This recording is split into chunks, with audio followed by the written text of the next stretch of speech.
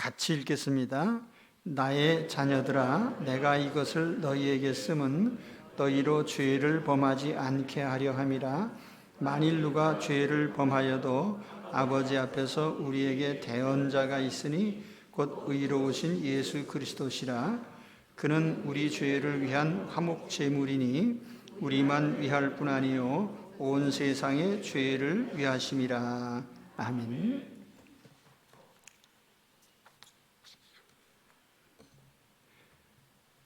나의 자녀들아.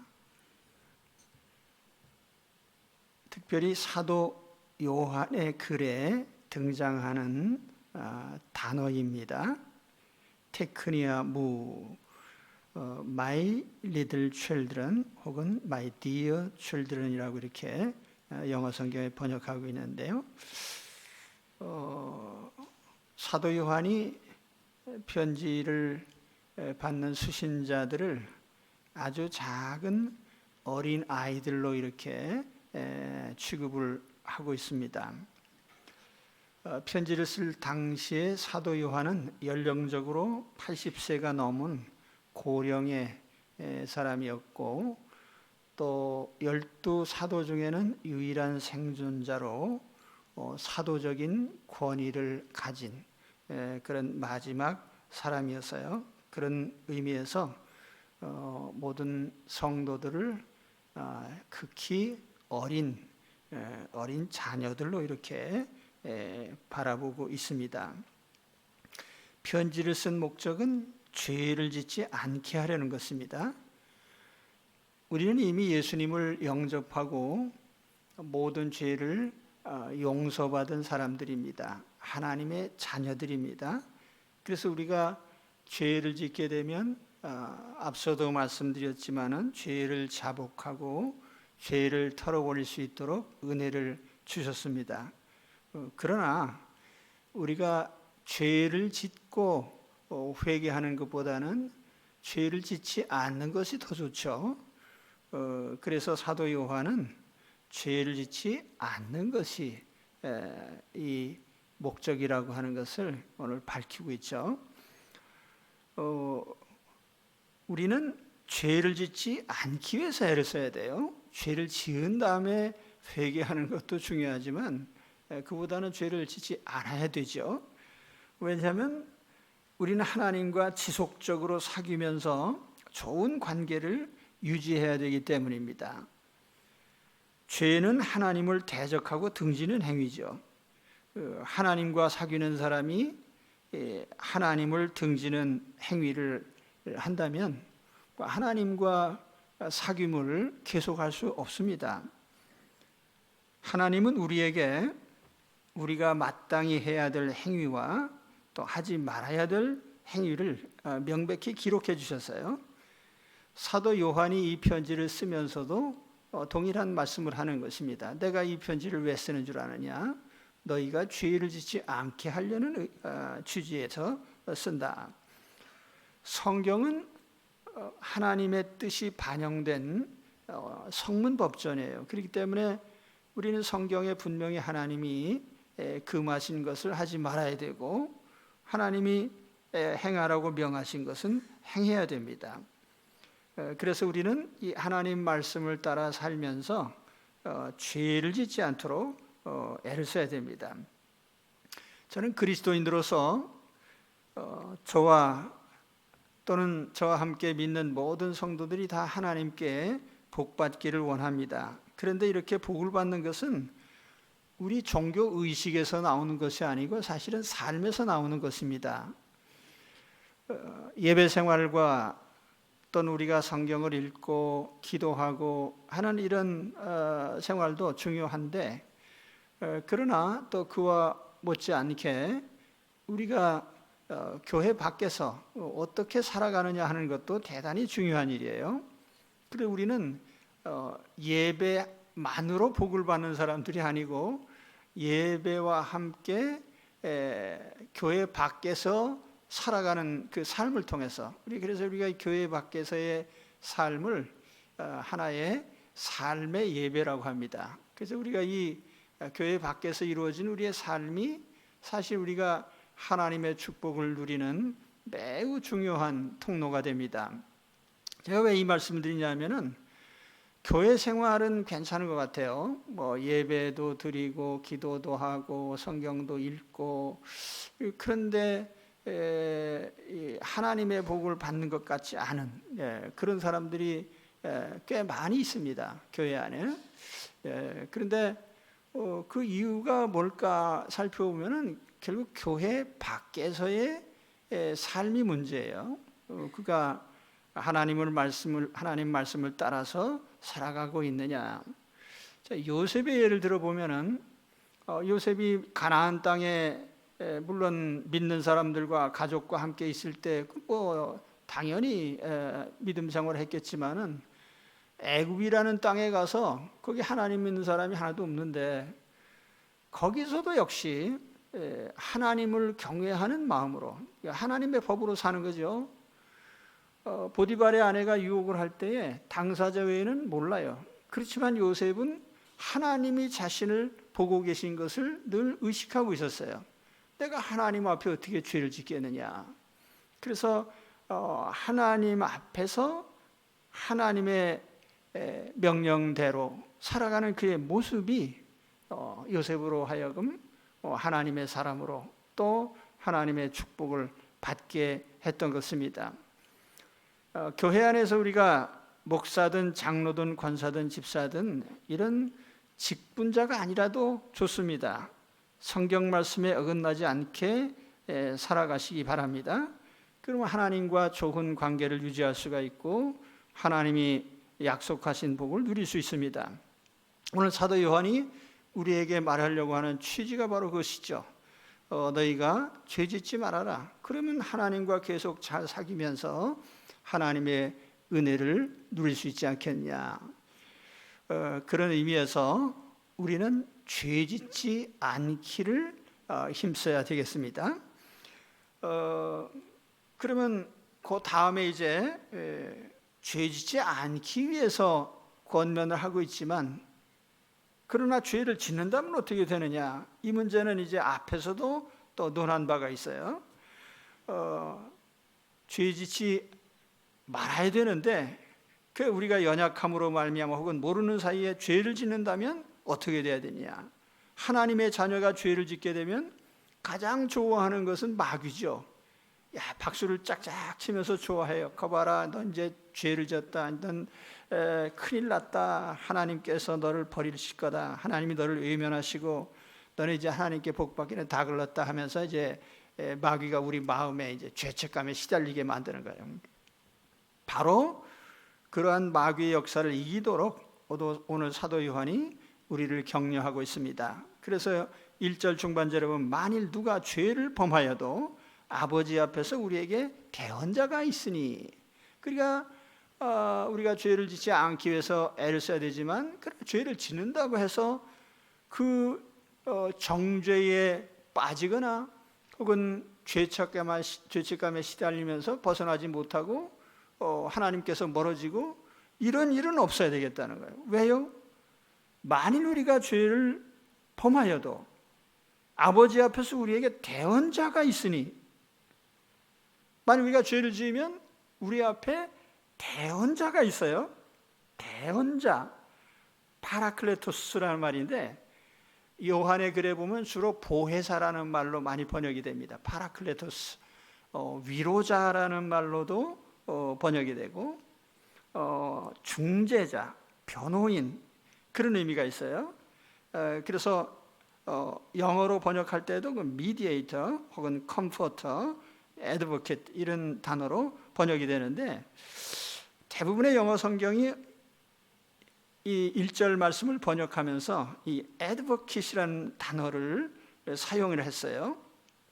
그 애드보킷이라는 단어는 라틴어의 아드보카투스라는 말에서 온 것인데 도움을 위해서 부른 사람, 그런 뜻이에요. 영어 단어의 그 애드보킷이라는 단어는 옹호자, 대변자를 의미하고 법정적으로는 변호사를 의미합니다.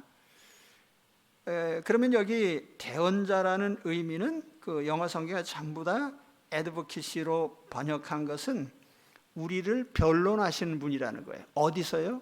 하나님 법정에서, 하나님 아버지 앞에서 우리를 변론하시는 분이다. 그리고 이 주님의 변론은 100% 성공률을 가진 완전한 변호인이시죠.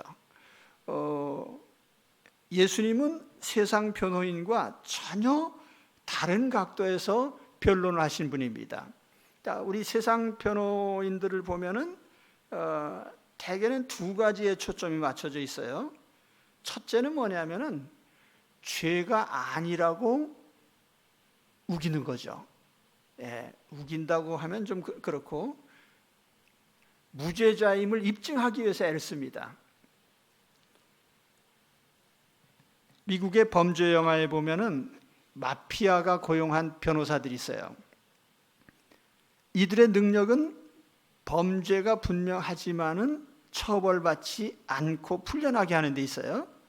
그건 뭐냐면 법의 허점을 교묘하게 파고들어서 무죄 판결을 받아냅니다. 예를 들면 증거가 충분하지 않다든지, 증거를 취득한 과정이 불법이라든지, 혹은 뭐 증거가 조작됐다든지, 이런 등등의 이유를 내세워서 무죄 판결을 받아내는 거죠. 또 한 가지는 범죄 사실이 분명한 것에 대해서는 죄를 경감시키는 데 주력합니다. 그래서 우리도 흔히 내세우는 이유들이 있잖아요. 심신미약하다든지 무슨 이상한 심리적 증후군, 미국에 보면은 무슨 증후군 뭐래 가지고 법망을 피하는 그런 것들이 꽤 많아요. 그래서 아무튼 범죄 사실은 분명하지만은 이런저런 사유로 인해서 처벌을 면하게 만드는 거죠. 이게 이제 세상 변호인들이 취하는 자세입니다. 그러나 예수님은 완전히 달라요. 자기에게 의뢰한 피고인이죠. 하나님 법정에 피고인된 사람들에게 그들의 죄를 100% 그대로 인정합니다. 죄가 아니라고 우기지 않아요. 범죄의 불가피성을 주장하지도 않습니다. 어쩔 수 없이 죄를 지었으니까 죄를 감경해달라고 요청하지도 않습니다. 그러면 도대체 어떻게 변호를 하겠다는 말이죠? 예수님은 자신이 그 피고인의 죄를 다 책임을 져요. 말하자면 변호사로서 의뢰인의 모든 죄를 다 책임을 지는 겁니다. 사형이든지 징역이든지 벌금이든지 어떤 형태의 처벌이든지 다 예수님 자신이 책임을 지는 거죠. 예수님의 모든 그 범죄자의 죄에 대한 모든 책임을 다 자신이 지는 거예요. 최근 제주도에서 발생한 살인사건을 우리가 잘 알고 있습니다. 남편을 잔인하게 살해해서 시체를 유기했다고 하는데, 근데 이 여성을 위해서 5명의 변호인단이 구성이 됐어요. 5명이 구성이 됐는데 어떻게 5명이나 되는 변호사들이 변호를 하겠다고 거기에 가담을 했을까? 추측컨대는 증거 불충분이라고 하는 여지가 좀 있지 않았나, 제 개인적으로 그런 생각을 해봐요. 왜냐하면 범죄라는 것은 정황만으로 처벌할 수는 없는 거거든요. 그런데 이 5명의 변호인이 다 변론을 포기했어요. 가만히 보니까 여론이 좋지 않아요. 시민들이 혐오하는 범죄자를 위해 변론했다는 것이 경력상 좋지 않을 수도 있습니다. 사회적 지탄이나 또는 추 변호사로서의 불이익까지 책임져야 되는 상황이 벌어지니까 그런 책임은 이제는 안 지겠다는 거죠. 예수 그리스도는 피고인들의 죄에 대해서 100% 변호인 스스로 책임을 지십니다. 그래서 오늘 말씀에 예수님을 어떻게 부르냐면 의로우신 변호인, 의로우신 대언자. 그래서 1절 하반절에 보면 곧 의로우신 예수 그리스도시라.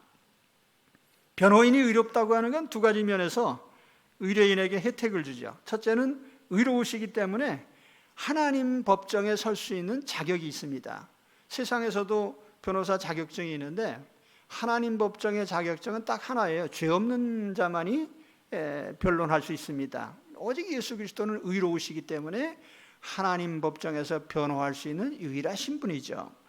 그리고 또 한 가지는 예수님은 죄가 없으신 의로우신 분이기 때문에 그 의뢰인들의 모든 죄를 대신할 수 있어요. 그래서 예수님은 자기 스스로가 자기 몸을 제물 삼아서, 희생 제물 삼아서 모든 죄를 대신하여 처벌받으셨습니다. 속죄적인 의미에서 대신한 것은 물론이고 대행자의 의미에서 대신하셨어요. 이 대행자의 의미라는 건 뭐냐면 우리가 예수 그리스도를 믿을 때에 예수님이 우리 죄를 대신해서 십자가에서 죽으셨잖아요. 그러니까 속죄적인 의미에서 예수님은 우리를 대신하신 겁니다. 그리고 또 한 가지 측면은 뭐냐면 율법이 요구하는 모든 의로운 행위를 했느냐 하는 것인데 우리는 그 어떤 의로운 행위도 제대로 하지를 못했어요. 그런데 예수님께서 우리를 대신해서 모든 의로운 행위를, 율법이 요구하는 행위를 다 하셨다 그 말이죠. 그래서 그런 측면에서 예수 그리스도는 바로 의로우신 대행자가 되신 것입니다. 그래서 베드로전서 3장 18절에 보면은 그리스도께서도 단번에 죄를 위하여 죽으사 의인으로서 불의한 자를 대신하셨으니 이는 우리를 하나님 앞으로 인도하려 하심이라. 여기에 의인으로서 불의한 자를 대신하셨다 하는 말씀이 나와요. 그래서 우리는 죄를 지을수록 더 주님을 의지해야 됩니다. 왜냐하면 다른 데 가면은 다른 어떤 수단을 써도 하나님 앞에서 죄 짓고 도망치거나 숨을 여지가 없어요.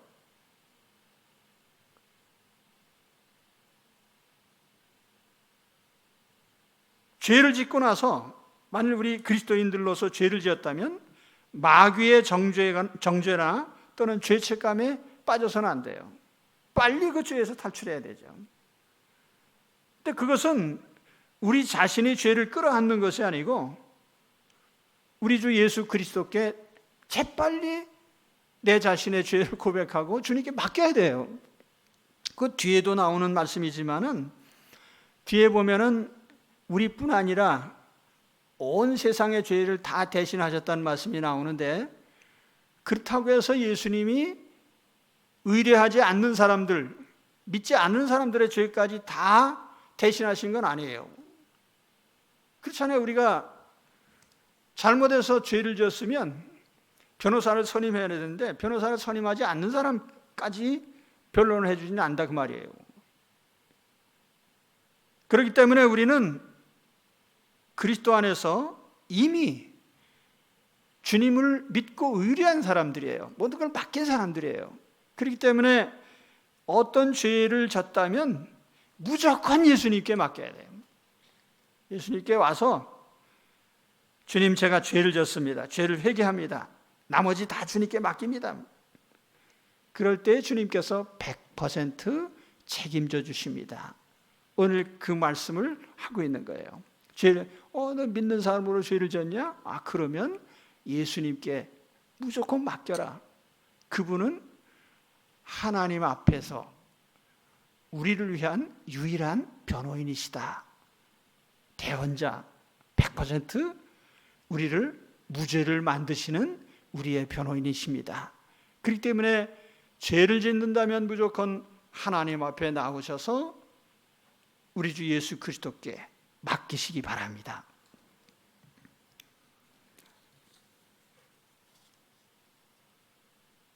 자, 그 다음으로 사도 요한이 말씀하고 있는 것은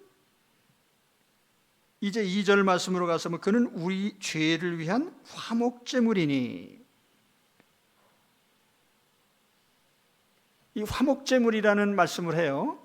요건 이제 우리가 죄에서 벗어나는 것만이 목적이 아니고 궁극적인 목적은 하나님과 화목하게 되는 것이다. 그래서 화목을 이루는 것이 우리의 궁극적인 목적인 것을 얘기하고 있는 거예요. 앞서서도 말씀드렸지만 하나님과 사귄다는 것은 하나님과 사이가 좋아야 되는 것이고 하나님과 화목해야 되는 거예요. 하나님과 화목한 삶, 그것이 사도가 바라보고 또 지향하는 목적이죠. 오늘 그래서 우리가 예수 그리스도를 믿는 것은 예수 그리스도를 통해서 하나님과 화목하게 되기 위한 겁니다. 하나님과 화해를 위한 거예요. 네, 예, 가끔 아멘도 하시고, 그죠? 예, 우리의 최종 목적은 하나님과 화목하게 지내는 겁니다. 예. 이 화목제물이라는 단어가 나와요. 힐라스모스라는 단어인데 헬라어로요. 구약 성경에 나오는 5가지 제물이 있습니다. 그 중에 화목제물이라는 게 있어요. 레위기 3장에 보면은 이 화목제물이라는 것이 쯔바흐 슐롬임, 슐롬임이라는 말이 샬롬이라는 그 평화라는 의미에서 온 단어인데요. 화해를 위한, 평화를 위한 제물. 이 단어를 번역하면서 이 히라스모스라는 단어를 사용을 했어요. 그래서 이 히라스모스라는 단어가 신학적으로는 2가지 중요한 의미를 담고 있습니다. 첫 번째는 우리말로 하면 달램, 유화, 누그러뜨림, 그런 의미를 담고 있어요. 영어로 번역할 때는 이 propitiation이라고 이렇게 번역을 합니다. 킹 제임스 성경이나 NASB 성경에 보면은 달랜다, 유화시킨다, 누그러뜨린다, 이제 그런 의미가 있어요. 그리스 신화에 보면은 인간이 특정한 신에게 신의 비유를 건드렸어요. 예를 들면 아폴론이라든지 헤라라든지 질투심이 많은 헤라 여신, 그래서 신의 비유를 건드렸을 때 그 신이 노발대발하는 것이죠. 그 신이 노발대발하는 것을 달래기 위해서 제물을 바쳐요. 그리스 신화에 나오는 내용이에요. 그럼 이 단어를 왜 예수 그리스도를 향해서 사용을 했을까? 예수님이 하나님의 진노를 완화시키시는 그런 역할을 했다는 거죠. 그리스 신화에 나오는 신들은 별일도 아닌 거 가지고 노발대발해. 그리고 그리스 신화에 나오는 신들은 도덕성이 없어요. 인간과 똑같이 죄 짓고 나쁜 짓하고 다 합니다. 그런데 성경에 나오는 우리 하나님의 분노라고 하는 것은, 하나님의 진노는 그것은 하나님의 비위를 건드렸기 때문이 아니고 하나님이 정하신 우리 삶의 규칙이나 법을 어겼기 때문에 하나님이 진노하시는 겁니다. 어쨌든 하나님이 진노하셨을 때에 그 하나님이 진노하신 것을 우리가 어떻게 풀어드릴 수 있겠습니까? 하나님의 진노는 어느 죄를 졌을 때 죄는 하나님의 공의를 만족시키기 위해서 처벌돼야 돼요. 그럼 처벌돼야 되는 거죠. 그런데 예수님께서 십자가에서 대신 죽으심으로 우리 죄인들이 하나님을 진노케 한 그 죄의 책임에 대해서 예수님이 처벌을 대신 다 받으셨어요. 그래서 율법의 요구를 만족시키셨다, 그런 의미입니다. 그래서 이걸 이제 우리가 만족설이라고도 합니다. 예수 그리스도는 하나님의 진노를 완화시키시는 그런 역할을 했어요. 처벌을 대신 받으심으로. 그 다음에 화목제물의 2번째 의미는 속죄의 의미입니다. 속죄, expiation이라는 단어로 또 성경에는 번역을 하고 있습니다.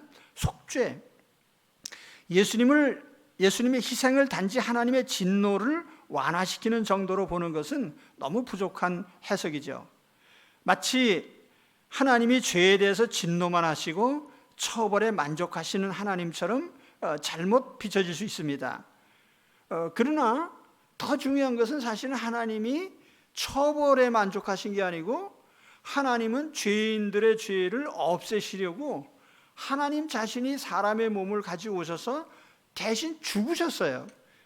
그래서 이 공의도 중요하지만, 공의를 만족시키시는 것도 중요하지만 더 중요한 건 하나님의 사랑이죠. 하나님이 죄인을 사랑하시기에 하나님은 자기 아들을 십자가에 못 박혀 죽게 만드셨어요. 그래서 화해의 주체를 우리가 묻는다면 화해의 주체는 하나님 자신이란 말이에요.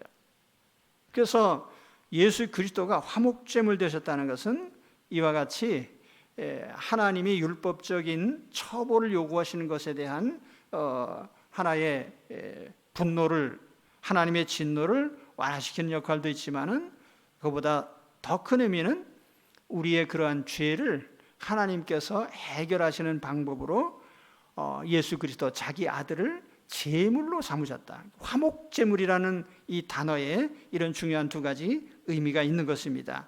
그런데 우리 주님이 화목제물이 되신 것은 전 인류의 죄를 넉넉히 다 해결할 만큼 충분한 정도의 속죄가 이루어진 겁니다. 단지 몇 사람만을 위한 희생이 아니고 전 인류를 위한 희생이에요. 그래서 2절 하반절에 보면 우리만 위할 뿐 아니요 온 세상의 죄를 위하심이라. 주님의 속죄 능력과 화해의 능력은 세상 사람들의 모든 죄를 다 속죄하고도 남을 만큼 충분합니다. 그렇다고 오해하지는 마시기 바랍니다. 회개하고 믿지 않는 사람들의 죄까지 다 속죄받는 건 아니에요. 하나님은 이러한 자신의 하나님의 아들이 속죄하신 효력에 대해서 하나님의 택하신 자들 혹은 예수 그리스도를 믿는 자들로 제한하고 계십니다. 그래서 칼빈은 이것을 가리켜서 제한 속죄라는 말을 썼어요. Limited Atonement라고 하는데 제한된 속죄다. 물론 예수님은 전 인류의 죄를 다 속죄할 만큼 충분한 속죄를 하셨지만은 그러나 그 속죄의 효력은 회개하고 믿는 사람들에게 해당이 됩니다. 앞서서도 제가 예수님의 변호인으로서 말씀을 드렸는데 의뢰하지 않는 자의 죄까지 책임지시지는 않아요. 그래서 이 예수님이 예수 안 믿는 사람들, 하나님 인정하지 않는 사람, 이런 세상에 죄 짓고 그냥 죽어가는 수많은 사람들의 죄까지도 다 속죄하셨다고 주장하는 사람들을 흔히 우리가 만인구원설이라고 합니다. 그런데 예수님의 십자가 성경 어디를 봐도 이런 믿지 않는 모든 사람들의 속죄까지 다 이루어졌다고 말하지 않아요. 성경은 아주 더 분명하고 더 충분하리만큼 많은 곳에서 예수님의 속죄가 제한되어 있음을 말씀을 합니다. 아무튼 중요한 건 뭐냐면 주님의 목적이 화해에 있다는 거예요. 사도 요한이 우리에게 바라는 목적도 화해입니다. 화목. 오늘 우리는 화목을 이루는 사명을 감당해야 돼요. 그래서 성경에 보면은 사도 바울이 우리에게 우리는 화해하는 직분을 받았다 이렇게 말씀을 했어요. 고린도후서 5장 18절에 보면 모든 것이 하나님께로서 났으며 그가 그리스도로 말미암아 우리를 자기와 화목하게 하시고 또 우리에게 화목하게 하는 직분을 주셨으니 그 하나님께서 그리스도 안에 계시사 세상을 자기와 화목하게 하시며 그들의 죄를 그들에게 돌리지 아니하시고 화목하게 하는 말씀을 우리에게 부탁하셨느니라. 자, 우리는 우리 예수 그리스도께서 화목제물이시다라고 하는 사실을 믿고 우리 예수 그리스도를 믿고 하나님과 화해하는 우리 자신만의 은혜로 제한해서는 안 되는 거죠. 하나님이 바라시는 것은 이 화목제물이신 예수님을 우리가 모시고 하나님과 화해했다면 우리 자신도 그러한 화목제물을 통해서 사람들을 화해시키고 하나님과 화목하게 하는 역할을 해야 된다는 거예요. 우리는 두 가지 화해 역할을 맡았어요. 첫째로는 하나님과 사람들을 화해시키는 도구가 되어야 됩니다. 자, 내 주변에 아직도 하나님과 화해하지 못한 사람들 많죠. 가족 중에도 있고 직장 동료 중에도 있고 친구들 중에도 있고 아직도 하나님 욕하면서 사는 가족들 있잖아요. 그냥 놔둬야 되겠어요? 하나님과 화해시켜야 돼요. 그래서 우리가 나서서 바로 화목제물이신 예수 그리스도를 그들에게 전해야 됩니다. 그리고 그 화목제물을 의지하고 하나님과 화해시키도록 해야 돼요. 하나님을 등지고 우리가 축복된 삶을 살 수가 없잖아요. 어떻게 하나님을 원수 만들고 하나님의 복을 받겠어요? 그러니까 우리는 우리 믿지 않는 가족, 단지 믿지 않는 가족이야. 믿지 않는 사람이 이렇게 놔둘 것이 아니고, 그 믿지 않는 사람들이 하나님을 등지고 있기 때문에 하나님의 생명에서 멀어져 있고 하나님의 축복을 받지 못한다는 사실을 알아야 돼요. 그래서 그런 사람들이 하나님과 화해할 수 있도록 화목제물이신 예수님을 전해주셔야 됩니다. 이 책임이 우리에게 있어요. 또 한 가지는 우리는 사람과 사람 사이를 화해시키는 도구가 되어야 돼요.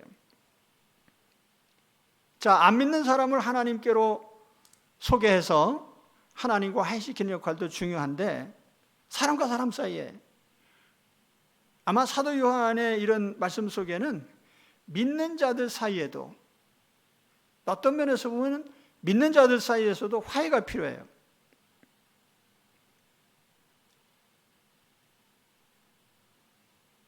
오늘날 교회의 가장 큰 과제가 뭐냐고 묻는다면 아마 갈등과 분쟁이 아닌가 이런 생각을 해요. 대부분의 교회들이 다 갈등과 분쟁에 시달리고 있습니다. 근데 그 이유가 뭐냐 하면은 미성숙이에요. 사도 바울은 이런 말씀을 했어요. 고린도전서 3장 1절에서 보면, 형제들아, 내가 신령한 자들을 대함과 같이 너에게 말할 수 없어서 육신에 속한 자 곧 그리스도 안에서 어린 아이들을 대함과 같이 하노라.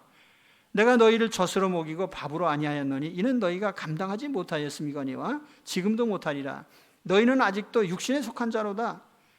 너희 가운데 시기와 분쟁이 있으니 어찌 육신에 속하여 사람을 따라 행함이 아니리요.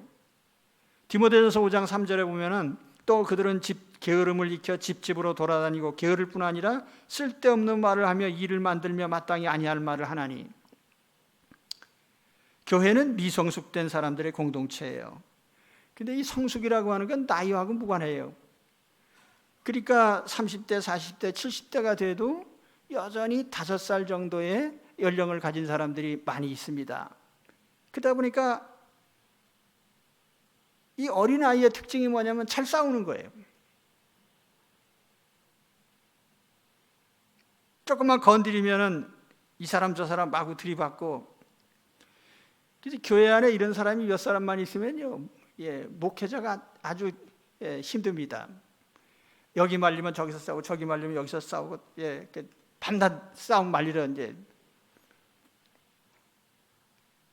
근데 감사하게도 우리 교회는 그런 분이 거의 없습니다. 할렐루야. 네.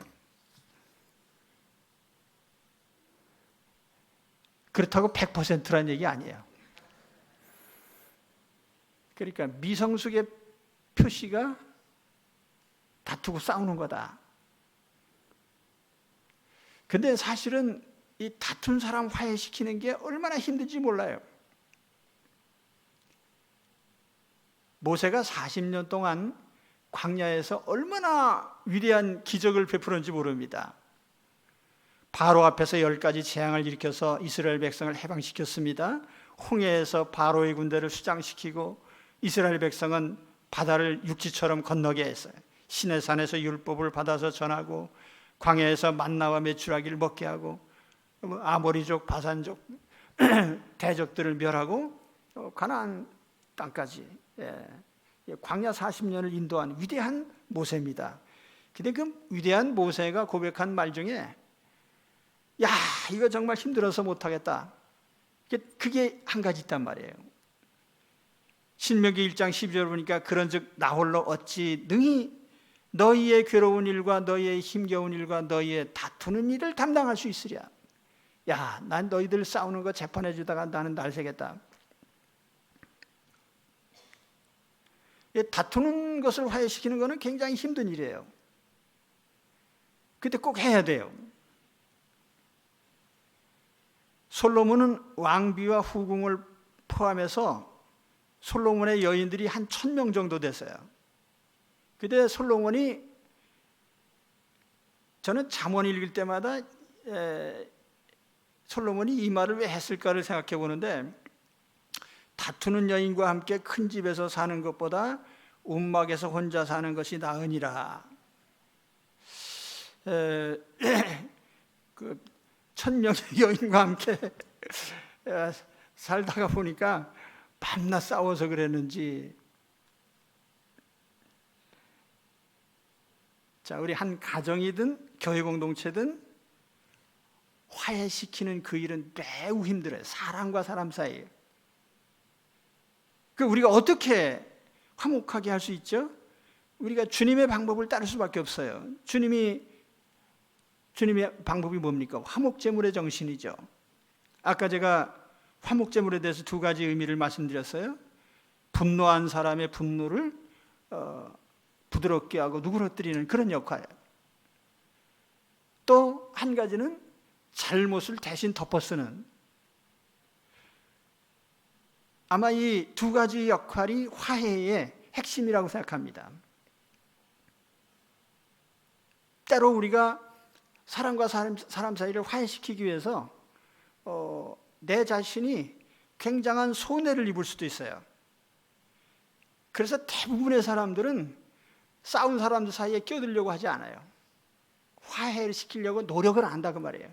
오늘 우리 대한민국 사회의 가장 큰 문제가 뭐냐면, 싸우려고 하는, 쌈박질 하려고 하는 사람은 많은데 화해시키려고 하는 사람은 없다는 거예요. 그러니까 화해자로 나서면 전부 이상한 놈으로 욕을 하니까 누가 그런 일을 하겠어요? 이게 우리 아주 심각해요. 지금 사회적 다툼 속에 화해자가 없다. 때로 우리는 시간을 바쳐야 돼요. 때로는 물질적인 손해를 봐야 돼요. 화해를 추구하기 위해서요.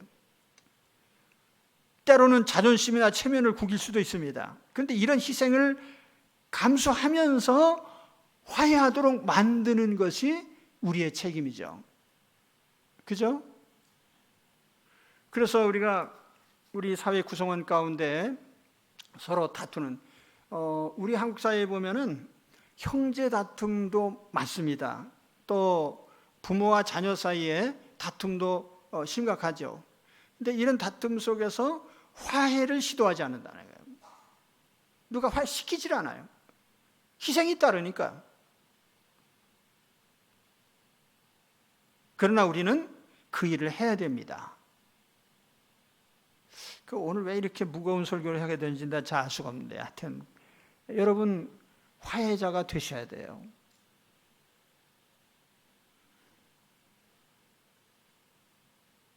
하나님은 사람의 마음을 움직이시는 분이에요. 화해하기 힘든 것 같은데 내가 사명을 가지고 나서게 될 때에 하나님이 풀어주실 수 있습니다. 하나님은 마음을 움직이시는 분이에요. 왕의 마음을 움직여요. 어떤 완고한 사람의 마음이라도 보의 물처럼 임의의 방향으로 흘러가게 하실 수 있습니다. 요지부동의 마음도 움직이시는 분이죠. 그래서 잠언 21장 1절에 보면 왕의 마음이 여호와의 손에 있음이 마치 봇물과 같아서 그가 임의로 인도하시느니라. 하나님이 마음을 움직이셔서 화해를 이루실 수 있어요. 때로는 내 의도대로 화해가 이루어지지 않을 수도 있습니다. 그러나 화목하게 하는 그 일로 인하여 하나님이 나를 기뻐하실 것입니다. 하나님 기뻐하시는 일을 하게 되면 어떤 좋은 일이 나타나게 될까요? 내가 화해시키기 위해 노력한 그 당사자들보다 오히려 내게 화해 역사가 일어나요. 그래서 잠언 16장 7절에 보면은 사람의 행위가 여호와를 기쁘시게 하면 그 사람의 원수라도 그와 더불어 화목하게 하시느니라. 아멘.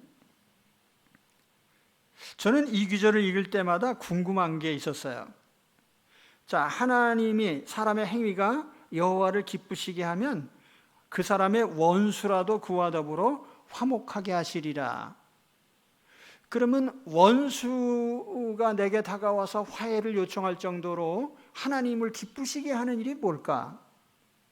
아마 일반적으로 얘기한다면 성경 말씀대로 죄 짓지 않고 산다, 뭐 이렇게 말할 수도 있을 겁니다. 그러나 이 문맥에서 본다면 이 사람이 얻은 축복이 뭐냐면 원수와 화해하는 거거든요. 그렇기 때문에 아마 이 사람이 화해자로서의 어떤 노력을 하지 않았을까. 다른 사람들을 화해시키려고 하다 보니까 그 사람들의 화해와 상관없이 하나님이 나의 원수하고 내가 화해를 하도록 만들었다, 그 말이죠. 할렐루야. 그래서 사실은 제가 이 세상 살면서 제일 중요하게 여기는 것은 인간관계입니다. 우리는 하나님 믿는 사람들 아니에요. 그래서 모든 인간관계가 은혜롭게 이루어져야 돼요. 세상 사람들은 그런 것을 인복이라 그래요. 좋은 사람 만났네. 근데 사실은 인복이라고 하는 것이 우연히 다가온다기보다는 어떤 면에서 보면은 우리 자신의 어떤 화해자로서의 노력, 그렇죠? 얼마나 우리가 하나님 앞에서 화해자로서 애를 썼느냐, 이게 굉장히 중요하다고 생각합니다. 아무튼 하나님께서 화목을 추구하는 자에게 주시는 축복이 바로 원수와 화해하는 축복이에요. 자, 오늘 우리가 예수님 우리의 화목제물이에요. 예수님이 우리 죄를 대신하셔서 십자가에서 죽으셨어요. 예수님께서 우리 죄값을 갚으셨어요. 그래서 우리는 하나님과 화해를 이뤘어요. 중요하죠. 그렇기 때문에 우리는 이 세상 속에서 화해자의 역할을 해야 되는 거예요. 단순히 나만 화해하고 몇 사람과만이 아니고 내가 그리스도 안에서 모든 사람들과 화해하는 그런 화해의 놀라운 역사가 오늘 우리 삶을 통해서 나타나게 되시기를 축원합니다. 그리고 이 화해를 이루는 은혜의 역사가 있으시길 바랍니다. 오늘 말씀 다시 한번 정리해 보면은 사도 요한은 우리에게 죄 짓지 말라고 했습니다. 죄를 지으면 하나님 아버지 앞에서 우리의 대언자이신 예수님이 우리를 위해서 대언을 해주시는데 그분은 대언자이실 뿐 아니라 화목 제물이 되셔서 우리로 하여금 하나님과 화목을 이루게 하셨습니다. 그리고 이 화목 제물이 되신 예수 그리스도는 하나님의 진노를 완화시키시고 뿐만 아니라 모든 죄를 대신 덮어쓰시는 속죄적인 역할도 하시고 우리가 행하지 못한 의로운 행위를 대행하시는 역할까지 다 하셨습니다. 이런 예수님을 모시고 오늘 일평생 화해자로서의 삶을 사시기를 축원합니다. 기도하겠습니다. 하나님 아버지,